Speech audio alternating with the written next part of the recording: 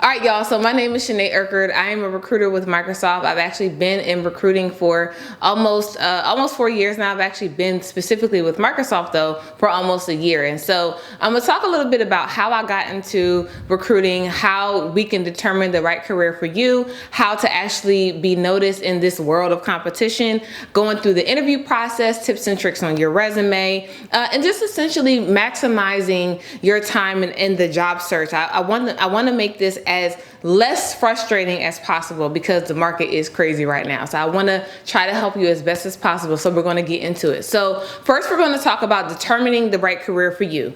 I want to ask you two different questions under the subtopic of your background and your skill set. So those two questions are, what is your purpose and what are you looking to fulfill within that purpose? So first question, what is your purpose? Why do you think this is your specific purpose?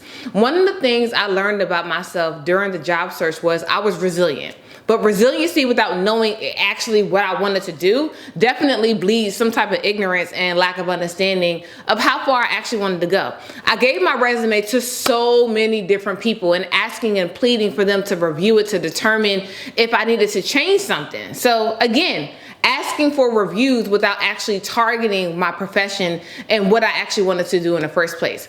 I didn't want to practice law anymore. That ship has sailed because I was over taking the bar. So what did I really actually want to do? I was applying to jobs because I knew I could do the work, but not appreciating the fact that everybody else who was applying to those same jobs felt that they can do the work too. So essentially, what was my goal? What was my reasoning for applying to the job in the first place? I knew I could do the job. I had no doubt in that. But I couldn't find a reason of why I actually wanted to go into a specific job outside of I need to pay my bills. Now, we all can admit that paying bills and not being behind on any of the bills is a good reason of why we all need a job in the first place. But based on the background and skill set I had, how was I going to use what I was good at to land a role that I would actually love later? A role that will push me into a career instead of going from job after job. Recruitment was introduced to me by happenstance. I had enough, and I do mean enough, of the job search. So during my temping days, the recruiting manager who actually hired me as a temp on at the company that I was working for at the time asked me if I actually wanted to learn how to recruit. And I was like, yeah, I genuinely ain't got nothing else to do. So she looked at my resume, saw that I had a law degree, and then advised me to think about a career in HR. She schooled me and then made me research laws on the fair hiring practices, all while teaching me about the candidate experience and why it was important. Not only was I entering into a career I was going to fall in love with, but I was going into a career where I would be able to marry my legal mind and my background with the experience that I knew all too well, being a candidate. The second question I want to ask is, what are you looking to fulfill within that purpose? Now, I know I have found what I wanted to do. The goal was to determine what I wanted to fulfill within it. I started using ideas and then small yet important skills I learned in law school and studying for the bar to be successful within recruiting. I knew how to read critically and think outside the box from a legal position, but I also then had to carry kind of rigorous note-taking in the simple fact that I actually had a law degree with me. When determining the right career for you, number one, you have to have a unique skill set that you can carry with you. Transferable skills are really important, and having a diverse skill set is also important. In addition to that though, you want to make sure that those diverse transferable skills are unique in nature. When I was a temp, one of the senior recruiters actually asked me what one of my hiring managers was looking for in terms of the skill set when I was actually working through a job description. One of the skill sets I gave her was Microsoft Office Suite. The recruiter's response was, a 7-year-old can actually operate Microsoft Office or whatever programs are within Microsoft. So I'm looking for the unique skill set of what the hiring manager is looking for.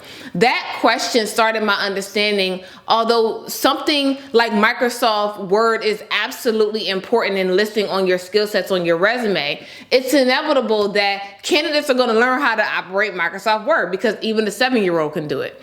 So if a 7-year-old can operate something, so can everyone else sitting in the candidate pool. So the question then becomes, how do you avoid being a number in the candidate pool? How can the recruiter and the hiring manager associate my skill set with my name? This is when you must dig deep to determine what hard transferable skills you have going on that can essentially set you apart. This is going to be industry specific, so pay attention to some of the software you use, the number of stakeholders you engage with, and the amount of projects or accounts you manage at a time. Now, because I'm a recruiter, specifically for me, it would be the number of requisitions I oversee daily, as well as the applicant tracking systems that I have experience with. You don't want to solely focus specifically on soft skills, which are Microsoft Office, communication, organization, leadership, etc. While determining and definitely understanding that some of those soft skills are going to be important on your resume, you want to make sure that highlighting hard skills more than soft skills, you're doing that essentially. Okay, so the second part I want to talk about is how to become competitive. So these are the requirements that you actually want to look for when you're determining the roles that you're actually applying to. So being competitive is probably the most people's roadblock. A lot of people think their resume is the purpose of why they aren't getting callbacks or to the hiring manager in the first place.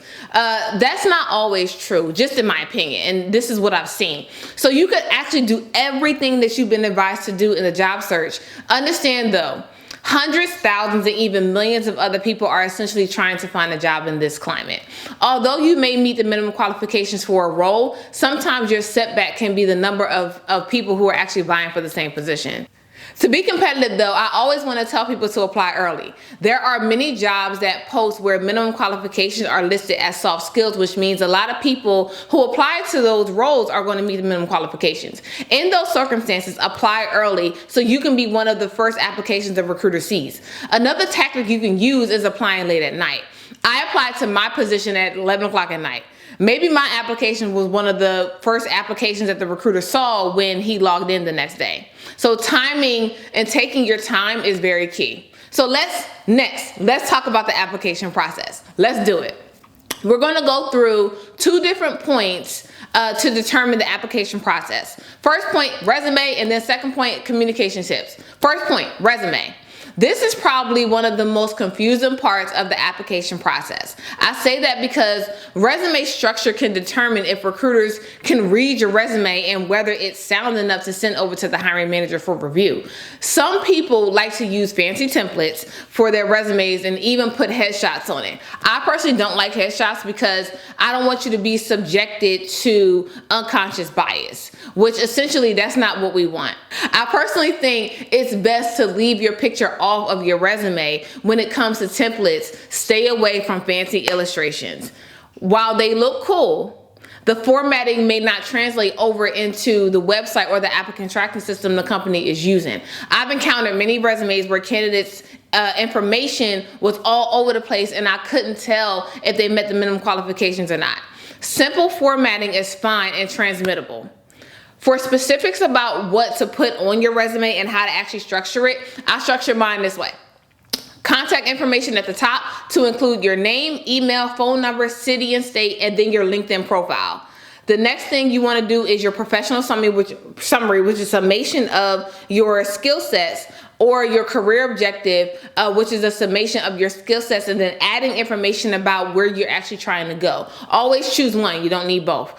Next is your skills section. Focus on your hard skills like we talked about before. Next part is your experience. You want the company listed, the position, the length of time, and then about 4 to 6 strong bullet points about what you actually did in the job. Make sure you quantify your accomplishments. That's really important. Next part is your education, then your certifications, and then possible community service experience if you have that and if it's applicable to the role. Be careful because although this is a lot, you don't want your resume to be too long. So do your best to be as concise as possible. So next part, let's talk about recruiting and then communication tips when it comes to contacting recruiters. I always encourage people to contact recruiters after you've applied to a role. If someone were contacting me, I would prefer they apply first and then we can have a conversation. Follow up with the recruiter to let them know that you actually apply. It shows that you're actually ready and they don't have to wait on you. There are many times where recruiters may not respond. We get a lot of messages, y'all, so they come at us quite a bit. So don't be alarmed if you don't get a response. Simply just wait for the recruiter to answer, or try finding another recruiter who will give you a little bit more information or tips and tricks to get noticed. If you contact a recruiter, make sure or make it known that you've actually done your research so the recruiter understands that you're prepared when you've actually contacted them. Don't send a long message. Remember, recruiters are literally reading messages and resumes all day. Get to the point, greet us, and make sure that we can actually answer your question. We are your advocates. We are here for you. So try not to make it hard on us, because we also want to make it easy on you. The next part I want to talk about is the interviewing process. So let's go through some tips. Whenever you're preparing for an interview, you always want to ensure that you are prepared to use the STAR method. STAR stands for situation, task, action, and result. Most interviews will be conducted by behavioral-based questions. These questions ask you to draw examples and scenarios of the experiences you're discussing. When answering those questions, make sure you start with the situation. What was your task within that situation? What actions did you need to take? And then based on those actions you took, what were the results? Always make sure you're answering the questions in full. If the questions are compound questions, the interviewers are going to expect you to answer all parts of the question. Have a notebook with you. Take notes on the questions being asked. Ask the interviewer to repeat the question if you need to. Take a deep breath and then answer. Going through that helps you to develop your answer, especially if you hear the question a second time. So length and structure. Let's talk about that. Depending on the company, there will be multiple interviews. For big tech specifically, you should probably prepare for about 3 to 5 one-hour interviews made up of different topics. The topics are subjective to the company and position. So let's talk about landing a role. Landing a role at a large company. Let's go first through the application tips. I know I don't have to say this, but make sure you complete the application in its entirety. If the application calls you to manually put in your information, essentially, I will admit, putting in your information manually, especially after the system asks you to upload your resume and then you got to put it in manually, that's a pain. The reason for that, though, is because there are a lot of times where the system won't recognize the formatting of your resume. Manually putting it inside of the system is assurance that the system recognizes all of your qualifications. Take that tip with you. Next, let's talk about networking and online presentation. I am a true fan of LinkedIn. And that's part of that is because I actually use LinkedIn to help me get my job at Microsoft. First, I had to make sure that my notifications were turned on under the jobs tab so I can get all the notifications about jobs that relate to recruiting. I actually still have them turned on. Once I got my job and changed my title on LinkedIn to technical recruiter with Microsoft, by nature, I got a lot of connection requests. That came my way. I started using my company as my foundation and started telling my story of how I got into recruiting and ultimately tech recruiting. I started being brutally honest about my experiences and started giving tips and tricks on how to actually, how to make job seekers' process a little easier. I shared I shared things that weren't shared with me until the end of the process. So definitely take that with you, because I want to make sure that your process isn't as hard as mine was. So next, let's talk about networking and why it's important. Networking is important because although I have a pretty big following on LinkedIn, that following has allowed me to get sponsored ads, panel discussions like this one that I'm doing now. And every time my network hears about layoffs, they actually reach out to me to ask me if I'm okay. I've also had people reaching out to me to ask me if I would come work for them. Networking will assist you in keeping yourself marketable, so if something were to ever happen, you'll always be able to have a backup plan in some way. So please make sure you're networking. It's so critical to your process. So we went over determining the right career for you, how to actually make sure you're staying competitive, the application process, the interview process, and landing a role at a large company. I want to make this last point because it's really important. Landing a position at a big company is ideal for some people because of the name, the benefits, the pay, the career advancement, all of that is good stuff. Definitely apply to them, but do not despise small and medium-sized companies to get you started. Broaden your search to make it easier on yourself. I want y'all to win, so please make it less frustrating by listening to some of these tips and tricks. I hope this was really helpful. Thank you so much for listening to my presentation, and as always, stay diligent in your job search. Keep going. Please follow me at Shanae Erkerd, that's Chenae. My last name is Erkerd, Erkerd on LinkedIn, and on TikTok, you can hit at RecruiterCousin and you'll get me. So please hit follow. I enjoy talking to you all. I enjoy encouraging you all. And I look forward to chopping it up with you all as we go throughout this application process, this job search, and just ultimately to the finish line so we all can win. Thank y'all. Deuces.